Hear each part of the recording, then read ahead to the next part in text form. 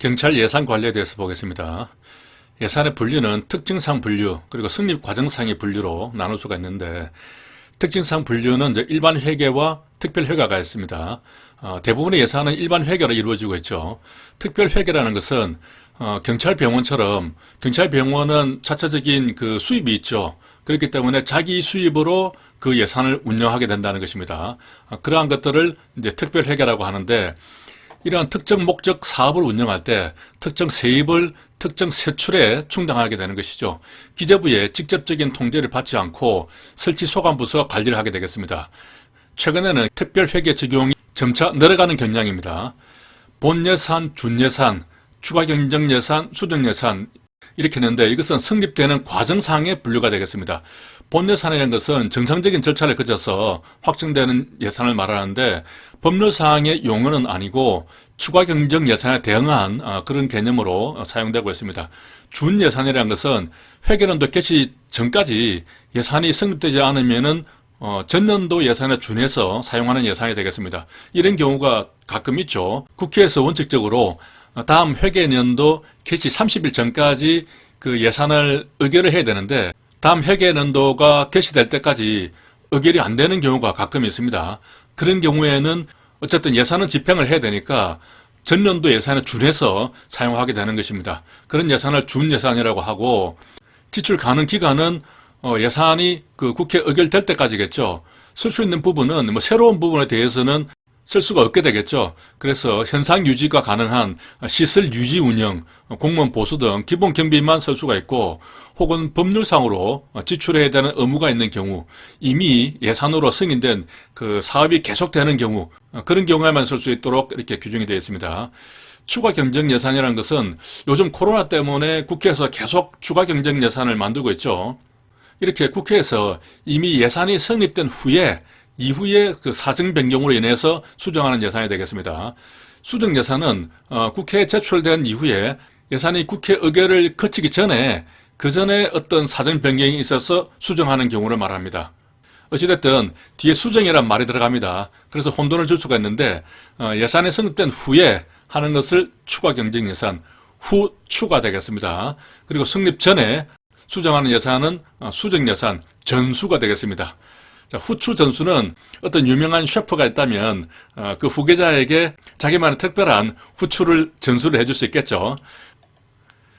예산 제도를 보면 품목별 예산 제도가 있고, 또 성과주의 예산, 계획 예산 이렇게 기본적으로 나눌 수가 있는데, 이 예산들은 이제 시대 순으로 만들어진 예산입니다. 품목별 예산이 가장 먼저 만들어졌죠. 19세기에 그 영국에서 왕이 함부로 예산을 사용하는 것을 통제하기 위해서 만들어진 개념입니다. 그래서 기본적인 이 예산제도의 역할은 행정부가 예산을 쓰는 것에 대해서 통제를 하려는 것이죠. 그래서 인건비, 운영비, 시설비 이렇게 품목별로 예산을 책정을 해두고 통제지향적으로 운영되는 것입니다. 여기서 예산 담당자가 필요한 것은 회계기술이 되겠습니다. 이렇게 하면은 운영하기가 용이하고, 그 외계검사가 아니고 회계검사입니다. 오타가 났습니다. 회계검사하기가 편합니다. 품목별로 나누어져 있기 때문에 회계 작성이 간단해서 그 검사하기도 편하다는 것이죠. 그래서 회계 책임도 명확합니다.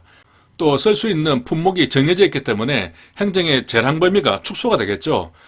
그런 것 때문에 예산을 이용하거나 재량권 남용을 방지할 수 있습니다. 또 인건비 자료는 인사행정에 유용한 정보를 제공하게 되겠죠. 단점은 예산이 품목별로만 정해져 있기 때문에 그 사업에 대한 정보가 부족합니다. 물건을 구입하는 것에 대한 정보는 있는데, 이 물건을 무엇 때문에 구입하는지에 대한 정보가 부족한 거죠. 그렇기 때문에 중복 방지에 부적합하다, 기능이 중복될 수 있다, 이렇게 표현됩니다. 또 예산을 집행하다 보면은 어떤 상황이 변화가 될 수가 있죠. 그런 변경된 상황에 따라서 예산을 신축적으로 집행을 할 수 있어야 되는데, 그런 신축성이 저해되는 겁니다. 또 사업과 지출에 대한 성과나 효과 측정이 곤란합니다. 세부 항목에 너무 집중을 해서 미시적인 관리라고 볼 수 있죠. 향후에 새로운 어떤 정책 결정, 의사결정을 할 때 기본적인 자료 제시가 부족하다는 겁니다. 계획과 지출의 불일치, 지출 목적이 불분명하는 그런 단점이 생길 수 있습니다. 이러한 단점 때문에 이제 성과별 예산 제도가 나타나게 되는 것이죠.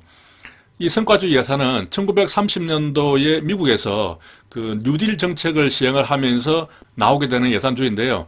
그 전에는 예산을 어떻게 하면은 통제하고 관리할 것인가 이런 데 초점이 맞춰져 있었는데 뉴딜 정책을 하면서 돈을 막 쓰게 되는 겁니다. 돈을 어떻게 효율적으로 쓸 것인가 하는 통제가 아닌 관리지향적인 예산 제도가 되겠습니다. 이것은 사업별로 구분을 해서 단위 원가의 업무량을 곱한 것으로 예산하기 표시가 됩니다. 예를 들면은 도로를 1km 깔아야 되는데 단위 원가인 100m를 까는데 업무량이 얼마가 되고 예산이 얼마큼 들어간다 하는 것이 나오면은 1km는 곱하기 10을 하면 되겠죠. 그런 식으로 단위 원가에 대한 예산액을 표시하는 방법으로 나타나게 됩니다. 이렇게 하면은 국민의 입장에서 이 예산으로 경찰이 무엇을 하는가에 대한 이해를 하기가 편하다는 것이죠. 분목별 예산에 비해서. 그리고 예산 집행에 신축성이 있습니다. 기본적으로 도로를 까는데 예산이 얼마 이렇게 주어지기 때문에 상황이 변경되더라도 신축적으로 집행을 할 수가 있죠.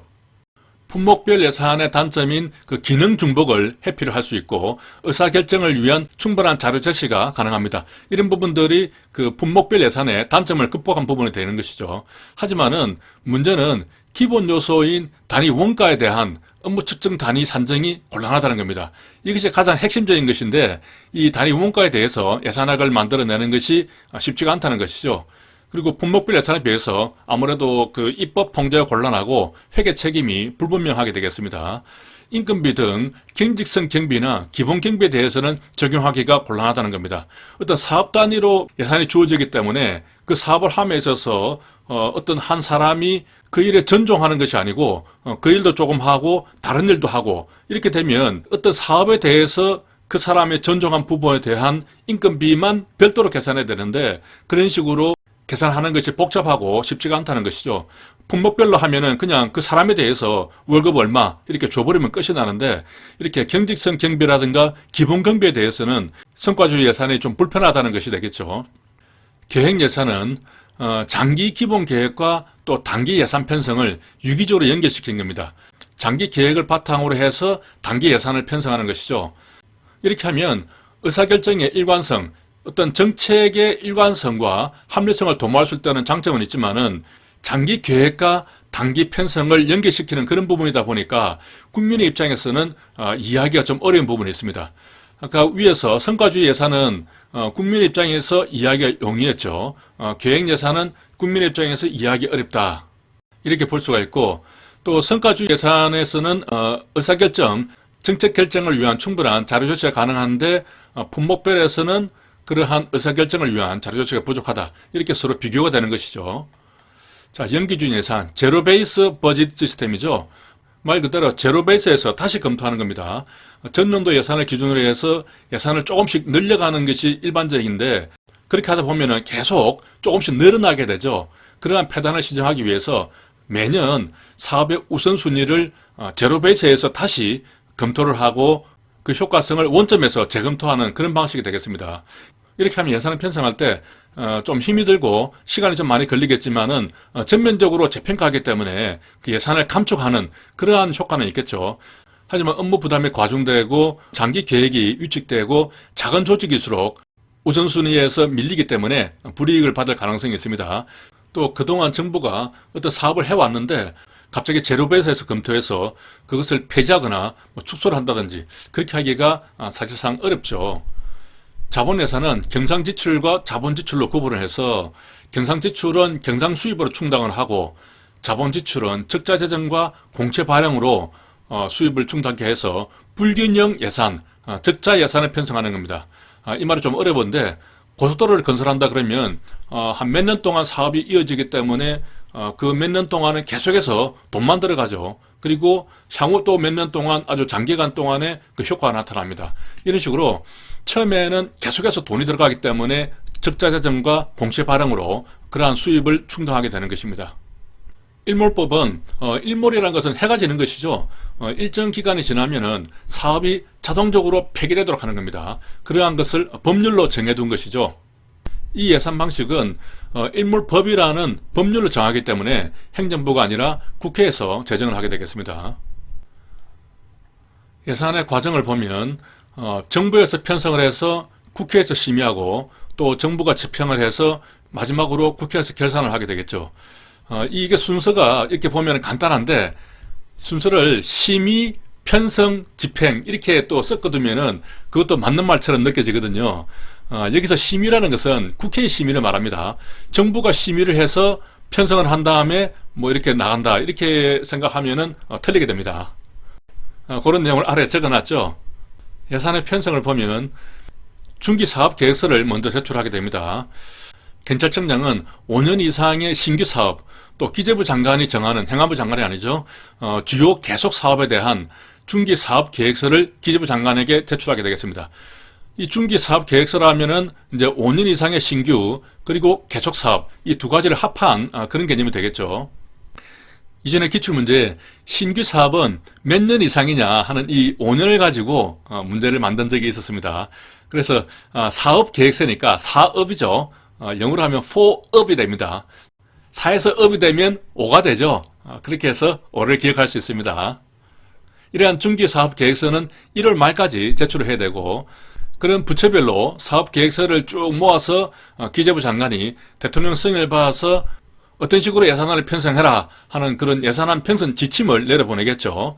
그 지침에 따라서 예산 요구서를 제출하게 됩니다. 이것은 5월 말까지 하게 되죠. 그러한 예산 요구서를 모두 모아서 대통령 승인을 받아서 정부 이름으로 국회에 제출하게 되는 겁니다. 이것은 회계연도 개시 120일 전까지 국회에 제출하게 됩니다.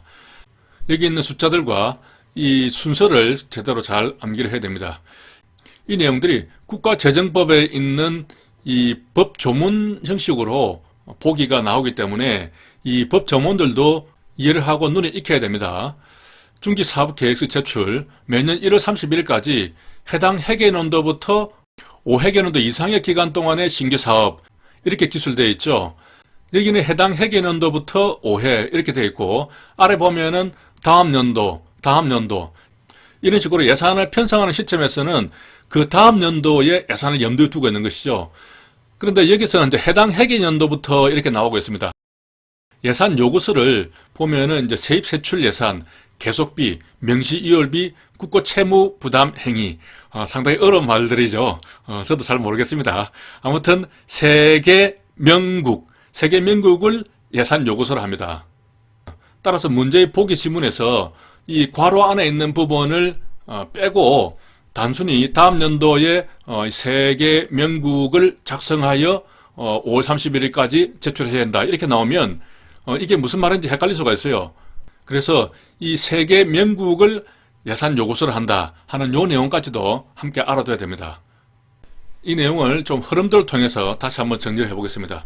먼저 경찰청장이 기재부 장관에게 중개사업계획서를 제출하죠. 1월 말까지. 그리고 기재부 장관은 다시 경찰청장에게 예산안 편성 지침을 하달합니다. 기재부 장관이 어떤 행위를 할 때는 항상 대통령 승인을 거쳐서 하게 되어 있습니다. 이렇게 3월 말까지 하고 그러면 이제 경찰청장이 기재부 장관에게 예산 요구서를 제출하죠. 예산 요구서는 세개 명국이 되겠습니다. 5월 말까지 하고 기재부 장관이 이제 정부안을 확정을 합니다. 대통령 승인을 받겠죠. 그리고 정부의 이름으로 국회에 제출하게 되는 겁니다. 이것은 회계연도 120일 전까지죠. 이 표를 그대로 잘 암기를 해야 됩니다. 순서를 보면 경기국 이런 순서대로 내려가죠. 그리고 사지요 135입니다.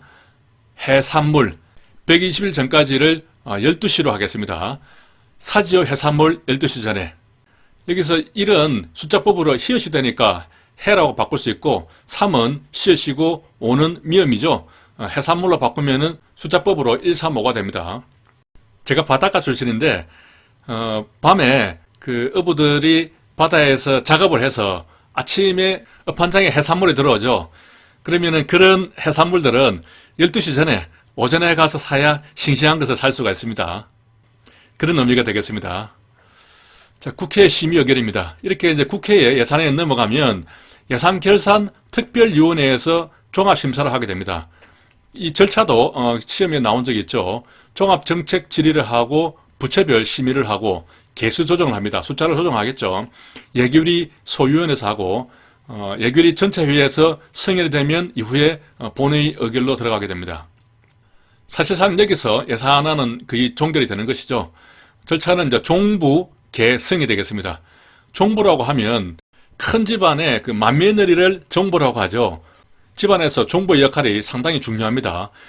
그런데 그 집안에 어떤 일이 있었는지 나이 30 전에 아직 새댁이죠. 새댁이 그 맏며느리 종부를 계승하게 되었다는 얘기입니다. 국회의견은 30일 전까지 해야 되는 것이죠. 예산의 집행을 보겠습니다. 집행하는 과정은 예산 배정 요구서를 제출을 하면 배정을 해주고 예산 집행 지침을 통보를 하면은 사용을 할 수 있겠습니다. 먼저 경찰청장이 예산 배정 요구서를 기재부 장관에 제출하게 됩니다. 그러면은 예산의 집행은 배정부터 시작을 하게 됩니다. 예산이 확정이 되었죠. 국회에서 확정이 되어도 예산이 배정되지 않으면은 지출 원인 행위를 할 수가 없습니다.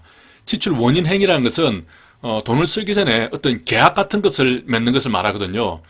계약을 맺더라도 실제 돈은 지출이 되지 않잖아요. 그러한 계약 행위조차 배정이 되지 않으면은 쓸 수가 없다는 겁니다.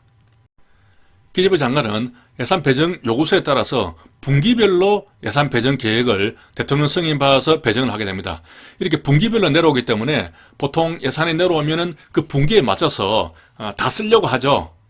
그 다음 분기로 또 넘어갈 수도 있지만은 대부분 분기별로 예산 집행하는 것을 원칙으로 하고 있습니다.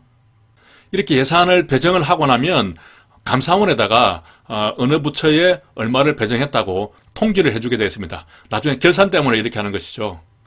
그 다음에 기재부 장관이 예산을 어떻게 써라 하는 집행지침을 내려주게 되고 예산을 쓸 때는 목적 외 사용 금지가 원칙입니다. 경찰청장은 세출 예산이 정한 목적 외의 경비를 사용할 수 없다. 이렇게 딱 지문이 나오는 수가 있어요. 이 말은 원칙적인 것이죠. 어떤 상황에 따라서 목적 외로 사용할 수 있는 경우도 있습니다. 하지만은 원칙적으로는 목적 외 경비를 사용할 수 없다. 이런 내용입니다. 따라서 이런 지문이 나오면은 맞는 것으로 그렇게 봐야 됩니다. 아래 보면은 이제 탄력적으로 어떻게 집행할 수 있는지 나옵니다. 전용 절차와 이용이라는 것이 있는데 전용은 경찰청장은 기재부 장관의 승인을 얻어서 세항이나 목의 금액을 전용할 수 있다 이렇게 되어 있습니다. 그리고 이용이라는 것은 장관 한간에 서로 바꾸는 것을 말합니다. 예산의 품목이 가장 큰 것이 장이 되고 다음 관, 항 이렇게 내려가고 그 다음에 세항, 목 이런 식으로 내려갑니다.